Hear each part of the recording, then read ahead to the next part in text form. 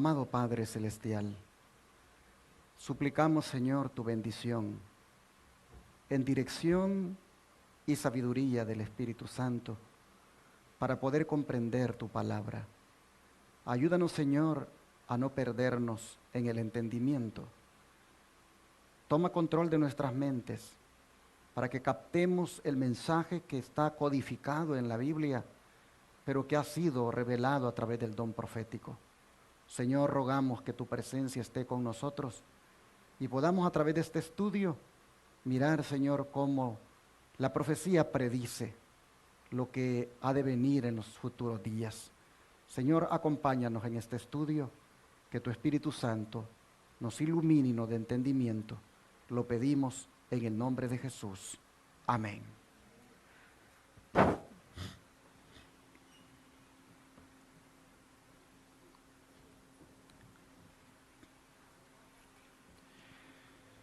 Vamos a titular nuestro estudio En camino a la ley dominical. Y es que, hermanos, desde que el presidente católico Joe Biden asumió la presidencia de los Estados Unidos, esta nación ha fortalecido los lazos con la Roma papal, de tal manera que ha allanado el camino para la ley dominical. ¿Qué es la ley dominical? No es otra cosa que un decreto legislativo donde se impone el día de reposo, que no es el que Dios dice, y aunque sea el que Dios dice, ningún decreto debería aprobarse para imponer ningún día de reposo, porque todo lo que se deba hacer tiene que ser basado en la libertad del ser humano. Pero nosotros sabemos, proféticamente hablando, que este país va a imponer la ley dominical. Y cada vez que un presidente asume el mandato, uno mira los comportamientos y uno puede percibir si esto está bien encaminado o está bien lejos. Al menos en esta presidencia nosotros hemos visto hasta ahora que no cabe duda que el camino hacia ese evento está acelerado. Por ejemplo, desde que este señor presidente Joe Biden tomó posesión, en su discurso inaugural, él hizo allí alarde de su fe católica, al citar a uno de sus santos, conocido como San Agustín, y en su despacho, él use la foto con el Papa Francisco. No cabe duda que después de 4 años de protagonismo por parte de los evangélicos con la administración Trump, ahora vemos la influencia del catolicismo en la política de esta nación americana. Las reacciones de satisfacción cuando Joe Biden tomó posesión o fue electo no se hicieron esperar por parte de los católicos, como por ejemplo esta del presidente de obispos católicos José Gómez, quien dijo: felicitamos al señor Biden y reconocemos que se une al difunto presidente John F. Kennedy como el segundo presidente de Estados Unidos en profesar la fe católica.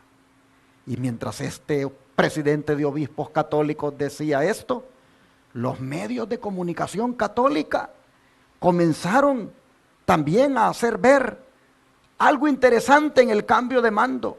Pues vean lo que reportó en su portal católico en el internet este digamos medio de comunicación. Ellos dijeron: por primera vez en la historia de Estados Unidos, ninguna rama de nuestro gobierno federal estará dirigida por un protestante. El presidente será católico, el presidente de la Cámara es católico, el líder de la mayoría del Senado será judío, el presidente de la Corte Suprema es católico, y la Corte en su conjunto es mayoritariamente católica. Estos hechos, dijeron, son emblemáticos de un cambio importante en la vida pública estadounidense que ha sido evidente durante varias décadas. El protestantismo de línea principal actuó una vez como el lastre principal en la vida pública estadounidense, ayudándonos a estabilizarnos en medio de aguas turbulentas que acompañan a la vida en una república democrática. Pero noten, se los puse en rojo, ese lastre, dijeron, ha desaparecido y los efectos a largo plazo en la vida estadounidense se pueden sentir por todas partes. Así han hecho alarde los medios de comunicación católica de este cambio de gobierno eminentemente católico. Y mientras estas muestras de satisfacción se expresan por los medios de comunicación, las demandas del Papa para su feligrés y nuevo presidente no se hicieron esperar. Al decirle, pido a Dios que guíe sus esfuerzos para fomentar el entendimiento, la reconciliación y la paz en Estados Unidos y entre las naciones del mundo, a fin de promover, le dijo, el bien común universal. Pero ¿qué incluye ese bien común universal? Incluye sacrificar los derechos individuales en pro de las mayorías, como ocurrió ya en esta pandemia. El quédate en casa violaba tu derecho a la movilidad en pro del bien común. Hermanos y hermanas, el ponte la mascarilla violaba tu derecho individual a ponértela o no ponértela en pro del bien común. El cierra tu negocio violó tu derecho individual a cerrarlo o no cerrarlo en pro del bien común. El cierra los templos violaba el derecho de los cristianos a cerrarlos o a abrirlos en pro del bien común. Y así tantas otras restricciones que se han venido implementando por el bien común. Es más, Francisco hasta le dice a los políticos que gobiernen por el bien común. Y a las religiones les dice que se unan en el ecumenismo por el bien común y que cuidemos todos la casa común, como él le llama al planeta Tierra. Pero ese bien común que él promueve también lleva allí una ley de descanso dominical que él dice debe hacerse basándose en la santa ley de Dios. Solo que en la santa ley de Dios no promueve ningún descanso dominical. La santa ley de Dios solo promueve el descanso en el santo día sábado. Pero ¿será que Francisco, con esta administración Biden, tiene todas las de ganar para adelantar su agenda por ese bien común universal? Hermanos, sin duda que sí. Porque no solamente tienen Biden a su mejor aliado, sino que también tiene a la mayoría de su gabinete, que también son católicos como él, para aconsejarlo. Entre ellos están el cuestionado secretario de Agricultura, que ha sido vinculado con la compañía Monsanto y con la aprobación de controvertidos organismos genéticamente modificados en el pasado, cuando estuvo al frente de esa Secretaría de Estado en la administración Obama. También está el secretario de Trabajo, la Secretaría de Energía, el secretario de Defensa, el secretario de Asuntos Veteranos, la secretaria de Comercio, el secretario de Salud y otros dos, como el que se encargó de la agenda climática y la Secretaría del Interior. Todos, 9 consejeros católicos para Biden. De manera que estamos prácticamente en el mejor de los escenarios para que se cumpla la profecía de Apocalipsis 13:12, donde dice algo en relación con los Estados Unidos. Y es que va a ejercer, dice, toda la autoridad en presencia de la Roma papal. Hermanos, ¿dónde dice eso la Escritura? Leámoslo, Apocalipsis capítulo 13, versículo 12. Apocalipsis 13, versículo 12.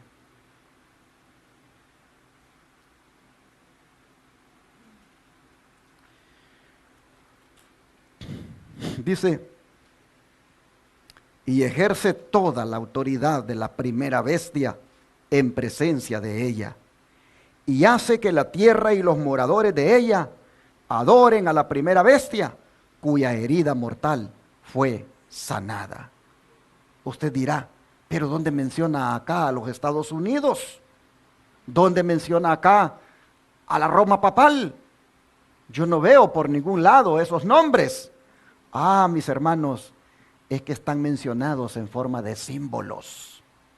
El símbolo usado es bestia. Hay una bestia en el verso 11 que ejerce toda la autoridad de otra bestia, dice el versículo que acabamos de leer. Leamos juntos los versículos 11 y 12 para ver el sentido. Dice, después vi otra bestia que subía de la tierra y tenía 2 cuernos semejantes a los de un cordero, pero hablaba como dragón. Y ejerce toda la autoridad de la primera bestia en presencia de ella. Y hace que la tierra y los moradores de ella adoren a la primera bestia, cuya herida mortal fue sanada. Aquí nosotros vemos que el apóstol Juan tiene una visión sobre 2 bestias. Y este término en profecía tiene un significado muy interesante.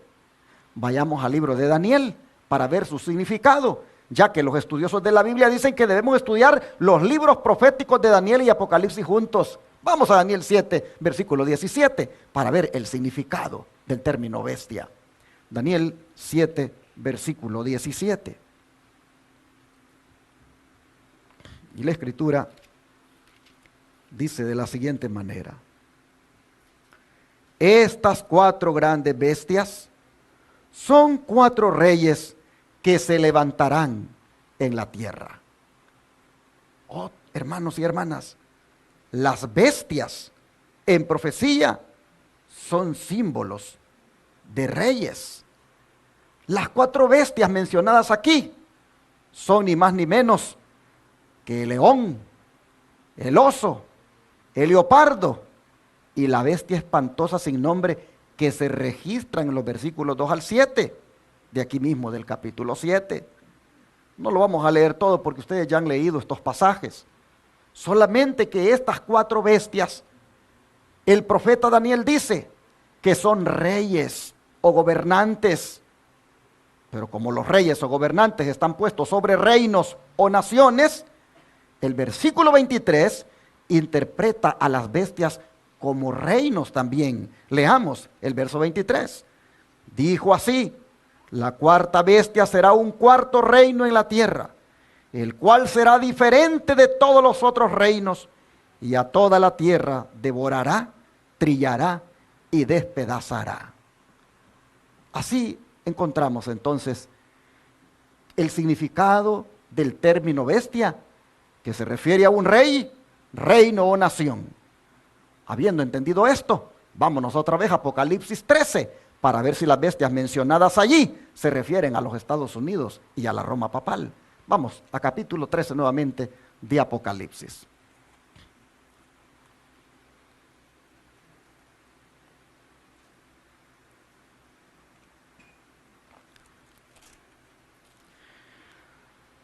Nosotros leímos en los versículos 11 y 12 que la bestia de la tierra, símbolo de una nación, ya ahora claramente por lo que Daniel dice, ejerce toda la autoridad de la primera bestia, símbolo de un rey.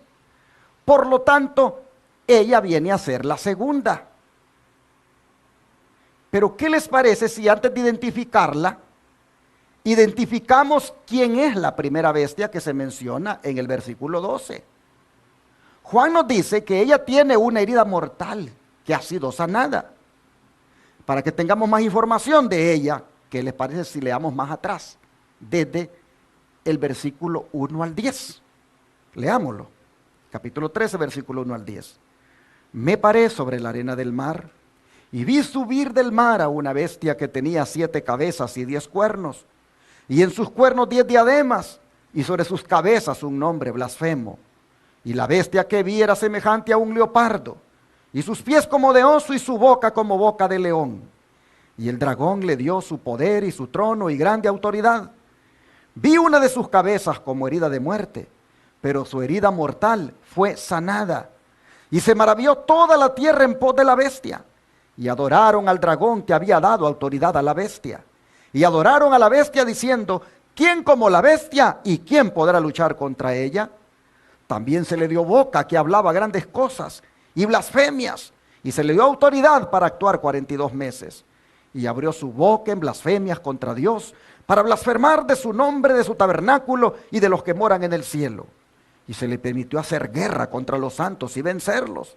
También se le dio autoridad sobre toda tribu, pueblo, lengua y nación. Y la adoraron todos los moradores de la tierra, cuyos nombres no estaban escritos en el libro de la vida del Cordero que fue inmolado desde el principio del mundo. Si alguno tiene oído, oiga.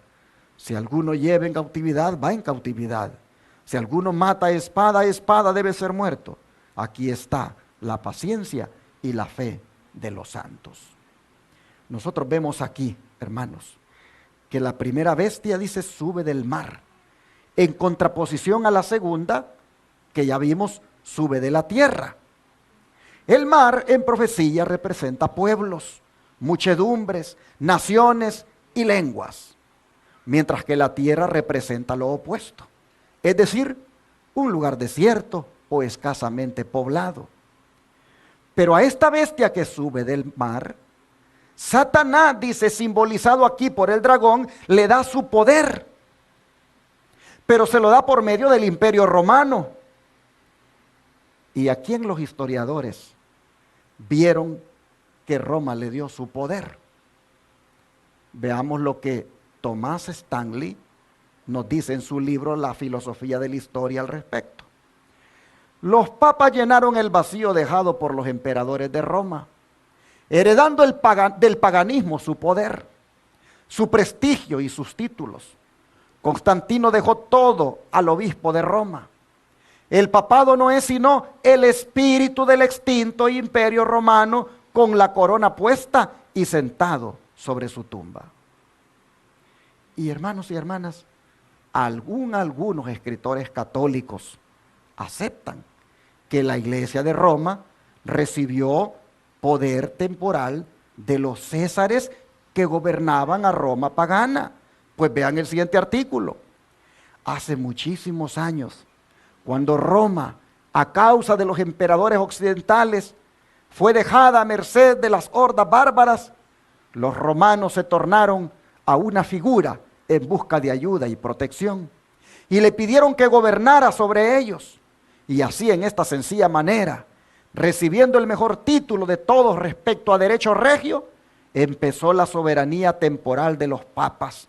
Y dócilmente, asumiendo el trono de César, el vicario de Cristo recibió el cetro, delante del cual los emperadores y reyes de Europa habrían de inclinarse en reverencia y por muchísimos años.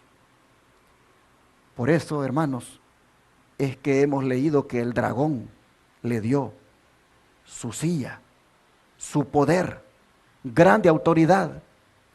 Y eso explica por qué la sede papal se encuentra ahí en Roma.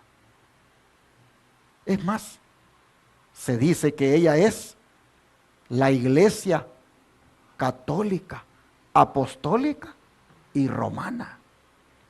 Pero lo que el Papa dice de quién le dio su silla es muy diferente de lo que hemos leído nosotros en Apocalipsis.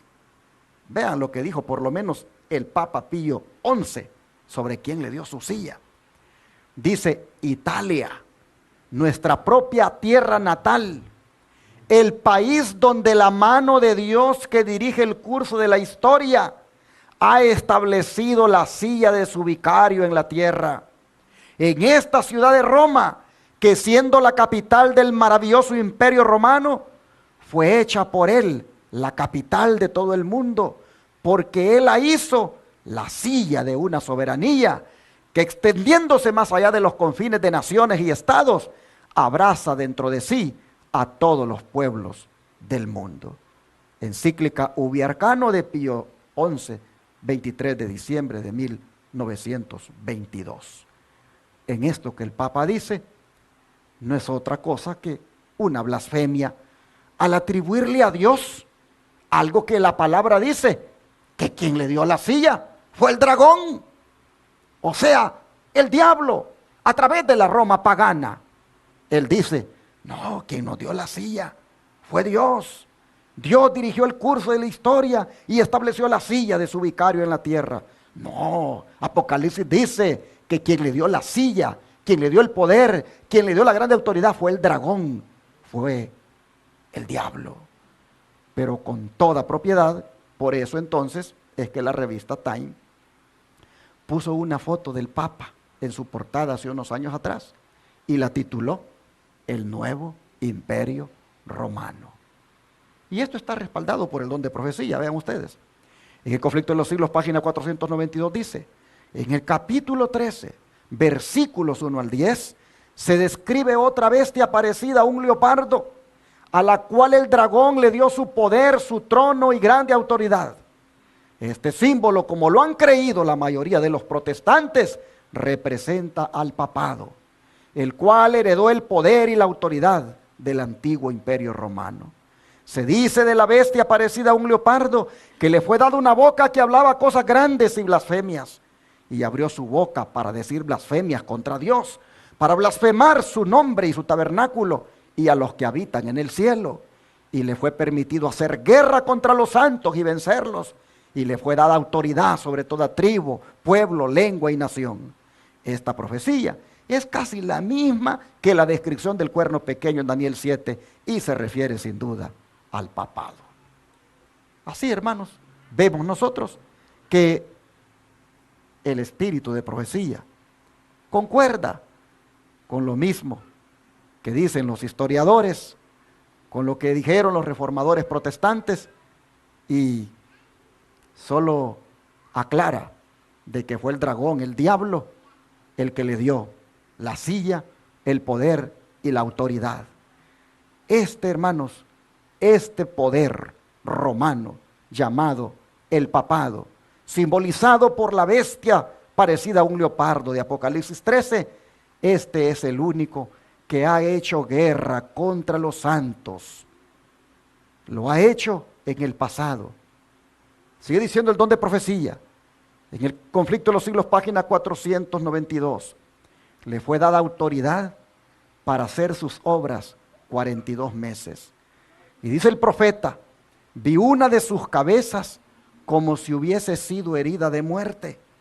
Y además, si alguno lleva en cautiverio, al cautiverio irá. Si alguno mata con espada, es preciso que él sea muerto a espada. Los 42 meses son lo mismo que un tiempo y 2 tiempos y la mitad de un tiempo. O sea, 3 años y medio o 1260 días de Daniel 7. El tiempo durante el cual el poder papal debía oprimir al pueblo de Dios.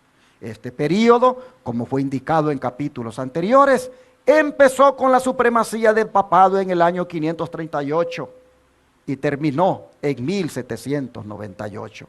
Entonces el papa fue hecho prisionero por el ejército francés. El poder papal recibió su golpe mortal y quedó cumplida la predicción de que si alguno lleva en cautiverio, al cautiverio irá. Hermanos y hermanas, así hemos identificado a la primera bestia como el papado, obrando a través de su iglesia católica. Y le fue propinada su herida de muerte en el año de 1798 por Francia. Bueno, habiendo identificado a la primera bestia de Apocalipsis 13, pasemos ahora a identificar la segunda bestia, la cual ya sabemos representa una nación y que, como leímos en los versículos 11 y 12, surge de la tierra, es decir, de un lugar escasamente poblado, para ejercer ¿qué cosa? La misma autoridad de la bestia papal, en presencia de ella, para obligar a los moradores de la tierra a que adoren a esa bestia papal.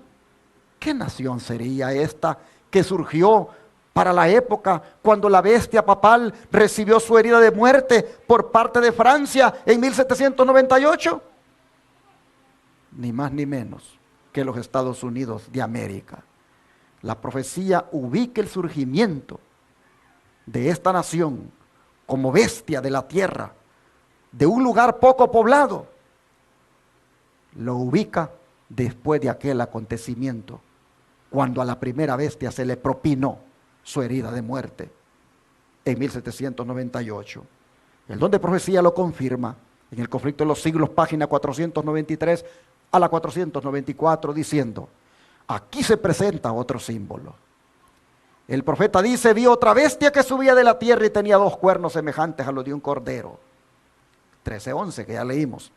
Tanto el aspecto de un cordero, pero tanto el aspecto, mejor dicho, de esta bestia, como el modo en que sube, indican que la nación que representa difiere de las representadas en los símbolos anteriores.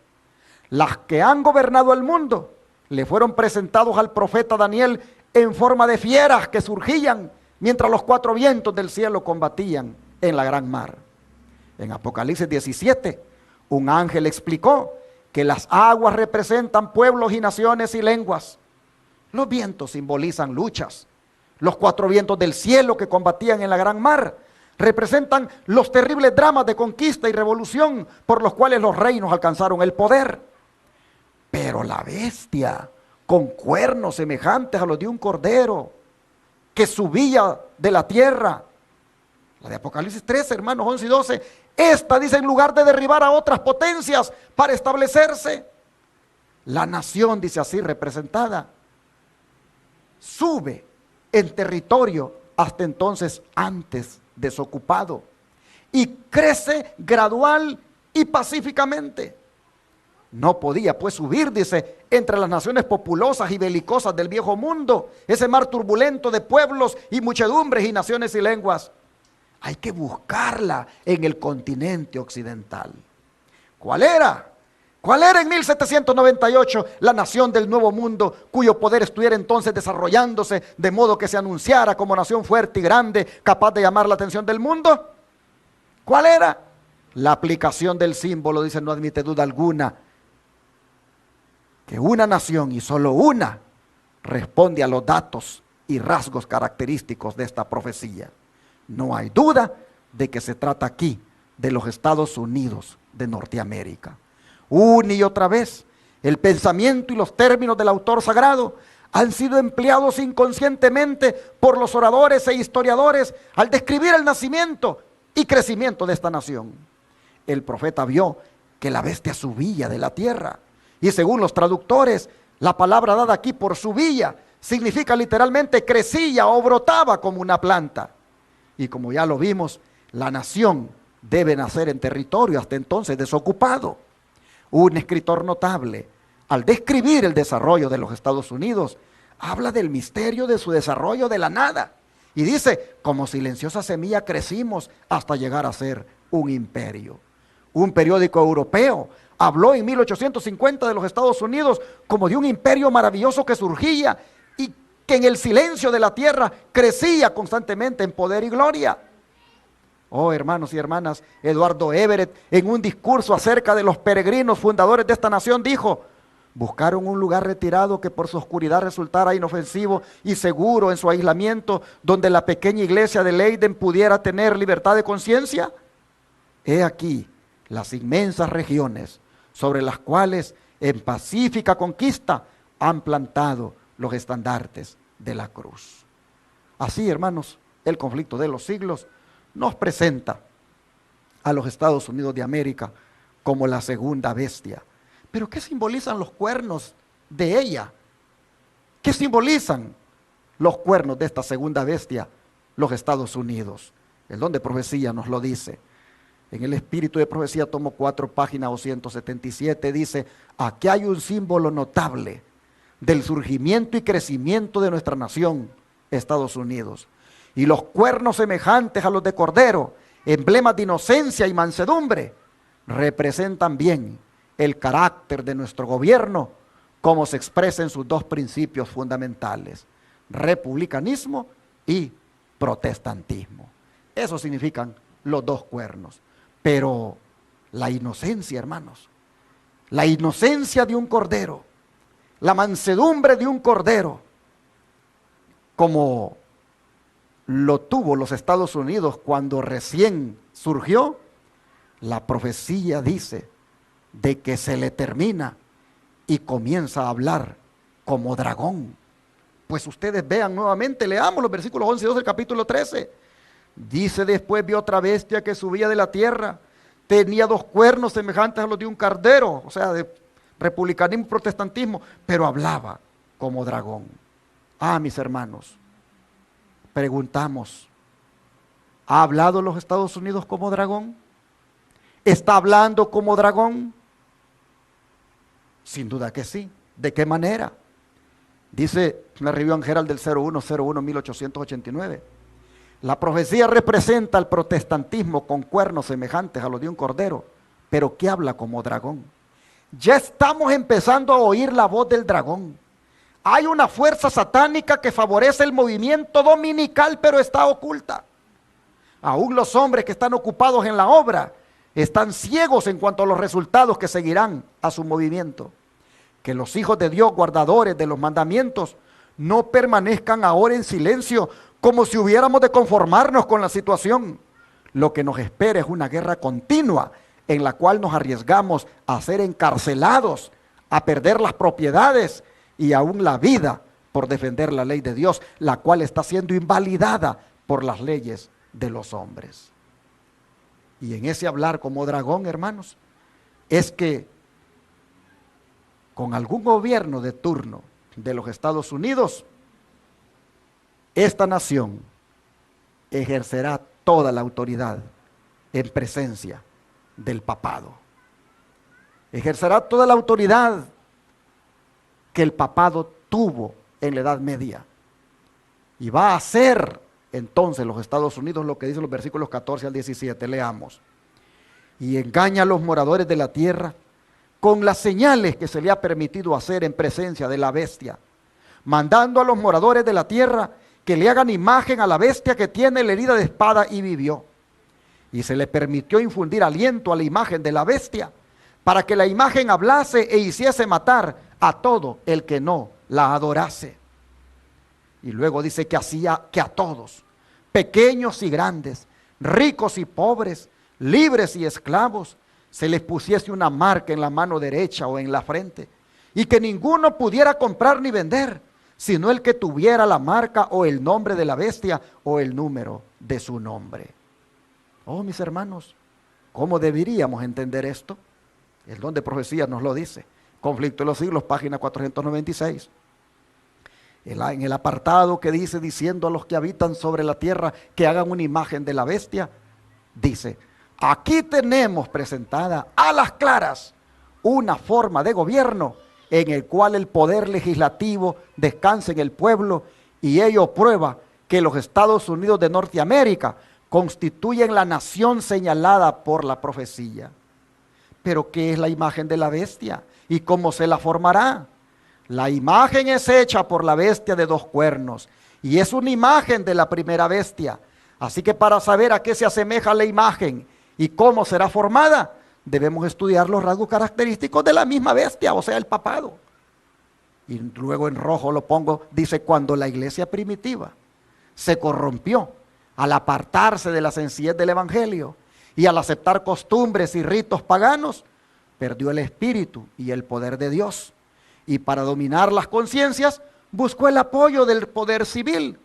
El resultado fue el papado, es decir, una iglesia que dominaba el poder del Estado y se servía de él para promover sus propios fines, y especialmente para extirpar la herejía. Para que los Estados Unidos formen una imagen de la bestia, el poder religioso debe dominar de tal manera al gobierno civil que la autoridad del Estado sea empleada por la iglesia para cumplir sus fines.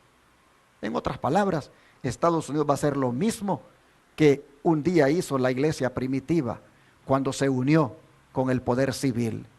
La unión de lo político con lo religioso dio como resultado esa bestia llamada el papado, y la unión aquí en los Estados Unidos de lo político con lo religioso dará como resultado una imagen de esa bestia.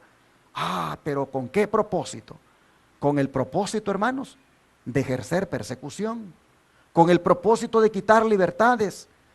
Oh, el poder religioso dominará de tal manera al gobierno civil, de tal forma que empleará la autoridad del Estado para cumplir sus fines. El conflicto de los siglos sigue diciendo en las páginas 494 a las 496 que los cuernos como de cordero y la voz de dragón del símbolo indican una extraña contradicción en lo que profesa ser y lo que practica la nación así representada. El hablar de la nación son los actos de sus autoridades legislativas y judiciales. Por esos actos la nación desmentirá los principios liberales y pacíficos que expresó como fundamento de su política. La predicción de que hablará como dragón y ejercerá toda la autoridad de la primera bestia anuncia claramente el desarrollo del espíritu de intolerancia y persecución de que tantas pruebas dieran las naciones representadas por el dragón y la bestia semejante al leopardo. Y la declaración de que la bestia con dos cuernos hace que la tierra y los que en ella habitan adoren a la bestia primera, indica que la autoridad de esta nación va a ser empleada para imponer alguna observancia en homenaje al papado. Semejante actitud sería abiertamente contraria a los principios de este gobierno, al genio de sus instituciones libres, a los claros y solemnes reconocimientos contenidos en la Declaración de la Independencia y contrarios finalmente a la Constitución. Los fundadores de la nación de los Estados Unidos procuraron con acierto que la iglesia no pudiera hacer uso del poder civil, con los consabidos e inevitables resultados, la intolerancia y la persecución. La Constitución de los Estados Unidos garantiza que el Congreso no va a hacer ninguna ley con respecto al establecimiento de una religión y ni va a prohibir el libre ejercicio de ella, y que ninguna manifestación religiosa será jamás requerida como condición de aptitud para ninguna función o cargo público en los Estados Unidos. De manera que solamente en flagrante violación de esta garantía de la libertad de la nación es como se podrá imponer por la autoridad civil la observancia de cualquier deber religioso. Pero la inconsecuencia de tal procedimiento no es mayor que lo representado por el símbolo. Es la bestia con cuernos semejantes a los de un cordero, que profesa ser pura, mansa, inofensiva y que habla como un dragón. Así que, hermanos, esto está encaminado a que se dé.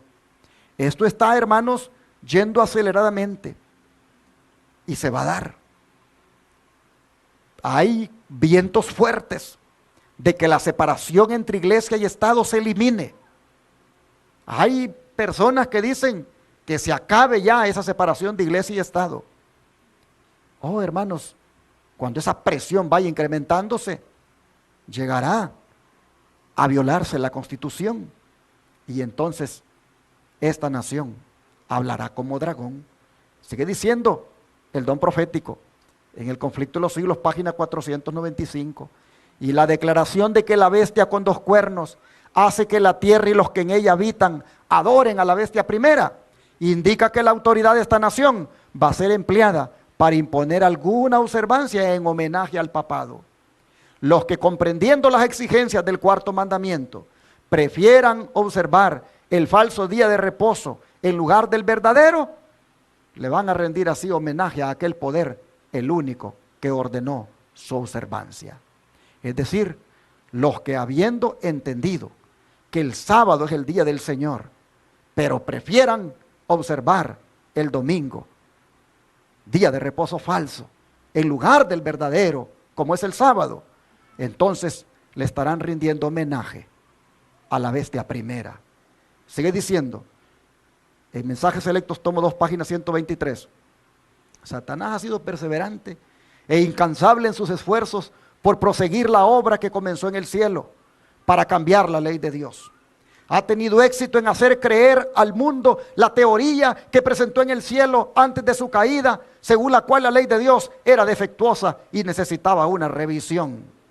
Una gran parte de la profesa iglesia cristiana muestra por su actitud, aunque no por sus palabras, que ha aceptado el mismo error. Pero si la ley de Dios ha sido cambiada en algún detalle, Satanás ha logrado en la tierra lo que no pudo realizar en el cielo. Ha preparado su trampa engañosa con la esperanza de tomar cautiva a la iglesia y al mundo. Pero no todos van a caer en la trampa. Se está estableciendo una separación definida entre los hijos de obediencia y los hijos de desobediencia, entre los leales y fieles y los desleales e infieles. Se han formado dos partidos, los adoradores de la bestia y de su imagen, y los adoradores del Dios verdadero y viviente.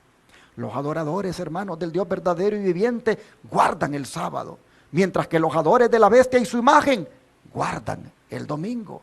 Cuando se imponga por decreto dicho día de reposo falso, a las claras se mirará los dos partidos.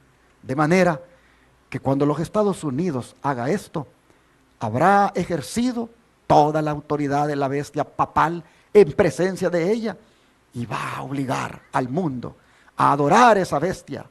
Solo, hermanos, que hay un detalle, y es que los que lo van a hacer, miren ustedes en el verso 8, ¿quiénes son? Apocalipsis 13:8,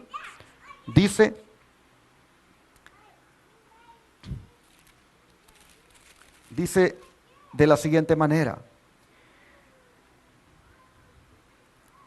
y la adoraron todos los moradores de la tierra, cuyos nombres no estaban escritos en el libro de la vida del Cordero, que fue inmolado desde el principio del mundo. Aquí nosotros vemos que habrán unos que no la van a adorar, y ellos son los que estén escritos en el libro de la vida del Cordero.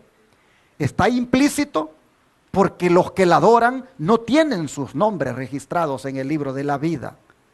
En contraposición a ellos, son presentados al final del versículo 10, miren ustedes, al final del versículo 10, dice: aquí está la paciencia y la fe de los santos. Es decir, hay un grupo que estos no adoran a la bestia y a su imagen. Estos mantienen sus nombres registrados en el libro de la vida del Cordero y por lo tanto no la adoran. Hermanos, el don de profecía dice: el asunto del sábado va a ser el punto culminante del gran conflicto final, en el cual todo el mundo va a formar parte. Los hombres han honrado los principios de Satanás por encima de los principios que rigen los cielos. Han aceptado el falso día de descanso que Satanás ha exaltado como señal de su autoridad. Pero Dios ha puesto su sello sobre su requerimiento real. Ambos días de reposo, el domingo y el sábado, llevan el nombre de su autor. Una marca imborrable que demuestra la autoridad de cada uno. Es nuestra obra inducir a la gente a comprender esto. Debemos mostrarles que es de consecuencia vital llevar la marca del reino de Dios o la marca de la rebelión, porque se reconocen súbditos del reino cuya marca llevan. Dios nos ha llamado a enarbolar el estandarte de su sábado pisoteado. Cuán importante es pues que nuestro ejemplo sea correcto en la observancia del sábado. Hermanos y hermanas, por eso nos llamamos adventistas del séptimo día, porque en ese nombre destacamos, enarbolamos el verdadero día de reposo. En ese nombre nosotros levantamos en alto, a manera de estandarte, la verdad en cuanto al día santo. Para terminar, yo quisiera decirles una vez más que cuando los Estados Unidos ejerza toda la autoridad en presencia de la primera bestia, nosotros nos propongamos ser lo que describe Apocalipsis 14:12. ¿Qué dice? Apocalipsis 14:12. Aquí está, ¿qué cosa? La paciencia de los santos, los que guardan los mandamientos de Dios y la fe de Jesús. La paciencia aquí no es otra cosa que la perseverancia, la resistencia, el mantenerse firmes. Oh hermanos, cuando se imponga la marca de la bestia, cuando la ley dominical se imponga y se obligue por decreto al mundo a que lo obedezca, nosotros seamos de estos que dice Apocalipsis 14:12. Es decir, seamos de los santos que perseveran, seamos de los santos que perseveran en guardar los mandamientos de Dios y la fe de Jesús. Pregunto, ¿cuántos de ustedes quisieran, con la ayuda del Señor, mantenerse en ese grupo de los santos, perseverando, guardando los mandamientos de Dios? ¿Cuánto les gustaría? ¿Quisieran que oráramos para que Dios les ayude? Porque no es asunto solamente de querer, es asunto de que Dios me ayude a lograrlo. Así que vamos a arrodillarnos y a pedírselo al Señor.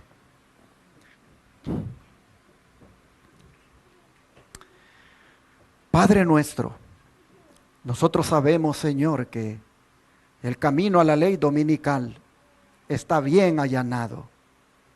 Políticamente hablando, el escenario es favorable. Solo tú sabes si será con este gobierno o con otro. Pero no cabe duda, Señor, que conforme los años van avanzando, este camino está pavimentado, está prácticamente listo para que por allí se imponga esta ley dominical. Señor, sabiendo nosotros que ese será un conflicto, que esa será una prueba, sabiendo nosotros, Señor, que tendremos que decidir entre ser sellados o marcados. Oh Padre, te rogamos desde ya que no elijamos ser marcados, sino ser sellados con el sello del Dios vivo. Señor, te pedimos que nos ayudes a perseverar, a mantenernos firmes, a ser ese grupo de los santos que persevera, guardando los mandamientos. Ayúdanos, Señor, a no claudicar, a mantenernos fieles a esta verdad, a levantar en alto este estandarte. Y Señor, cuando tengamos que ser confrontados ante la mentira y la verdad, que nosotros decidamos permanecer del lado de la verdad. Que cuando tengamos que ser confrontados entre ser marcados o sellados, que decidamos ser sellados por el Espíritu Santo. Padre, te pedimos que no vayamos a fallarte, que no vayamos a claudicar, que no vayamos a pisotear tu mandamiento, que nos mantengamos siempre del lado de ese sello que tú has dejado en tu santa ley. Ayúdanos, Señor, a ser fieles. Te lo suplicamos en el nombre de Jesús. Amén. Amén.